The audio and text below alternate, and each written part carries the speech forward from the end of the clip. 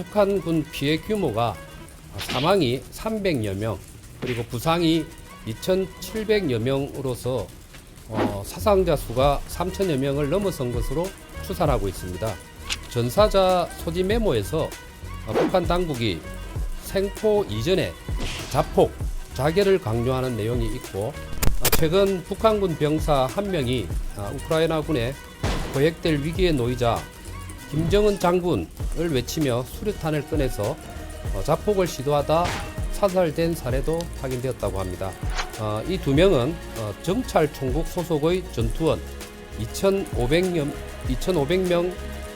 파견되었는데 그때 동시에 동반해서 파병된 것으로 소속이 확인되었고, 두 번째로 북한 당국이 파병 급여에 대한 약속이 없이 영웅으로 우대한다, 대우한다는 공지를 받았다고 진술한 점이 있습니다.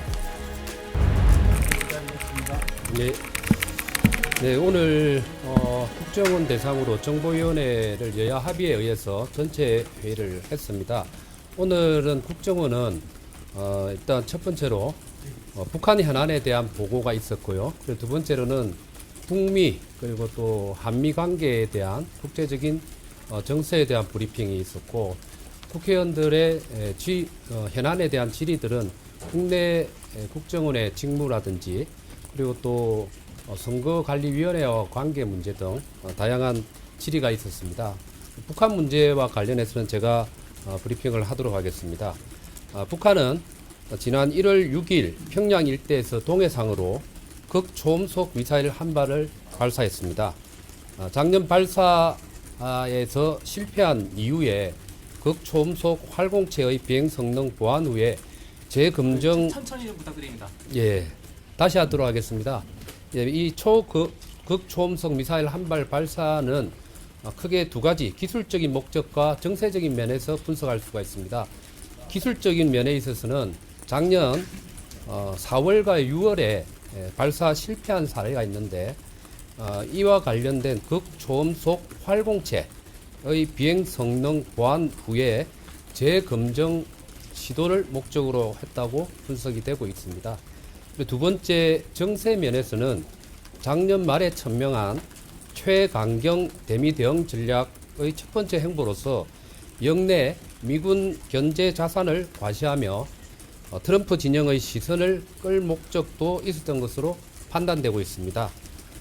그리고 최근 언론에서 많이 보도되고 있는 러시아 파병 북한군의 교전 참여 지역이 크루스크 전역으로 확대되고 있고, 북한군 피해 규모가 사망이 300여 명, 그리고 부상이 2,700여 명으로서 사상자 수가 3천여 명을 넘어선 것으로 추산하고 있습니다.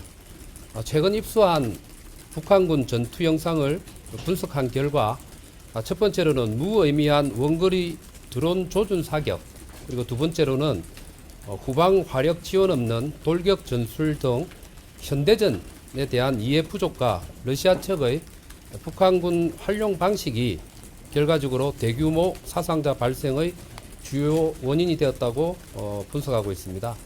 그리고 특이한 면은 전사자 소지 메모에서 북한 당국이 생포 이전에 자폭, 자결을 강요하는 내용이 있고, 또한 병사들은 막연하게 입당, 노동당 입당이 되겠죠. 입당 그리고 사면을 기대하고 있는 사실도 메모에 기재되어 있는 것이 발견되었습니다. 최근 북한군 병사 한 명이 우크라이나군에 포획될 위기에 놓이자 김정은 장군을 외치며 수류탄을 꺼내서 자폭을 시도하다 사살된 사례도 확인되었다고 합니다.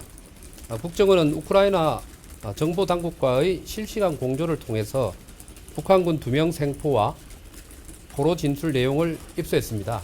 이 내용을 조금 소개해드리면, 이 2명은 정찰 총국 소속의 전투원 2,500명이 파견되었는데 그때 동시에 동반해서 파병된 것으로 소속이 확인되었고, 두 번째로 북한 당국이 파병 급여에 대한 약속이 없이 영웅으로 우대한다, 대우한다는 공지를 받았다고 진술한 점이 있습니다. 그리고 북한 당국의 함구에도 내부에 북한 내부입니다. 북한 내부의 파병 소식이 암암리에 확산 중인 가운데 파병군 가족들은 노예병 그리고 대포밥이라는 자조와 걱정과 두려움을 토로하고 있는 반면에 또 직접적인 이해관계가 없는 사람들은 러시아로부터의 지원과 민생 개선을 기대하는 상반된 반응이 관찰되고 있습니다. 이에 대해서 당국이 파병국 가족의 식량 그리고 생필품 등 물질적 보상을 제공한 정황도 포착이 됩니다. 여기서 당국은 북한 당국입니다. 그리고 북한은 작년 말 개최한 8기 11차 당준원회의에서 미국 트럼프 2기 정부에 대한 강경 입장을 공식화했고 이를 뒷받침할 인사개편을 단행했습니다. 외무상으로는 최선희, 국방상 노광철, 총참모장 리영길을 당 정치국 위원회 성진 보임하는 등 러시아와 북한 관계 공과 차원에서 관련 간부를 전진 배치한 것이 가장 큰 특징이라 할 수 있습니다. 그리고 김여정은 직책 변동은 없지만 대미, 대남 담화를 수시로 발표하며 김정은 복심 역할을 수행 중으로 분석되고 있습니다.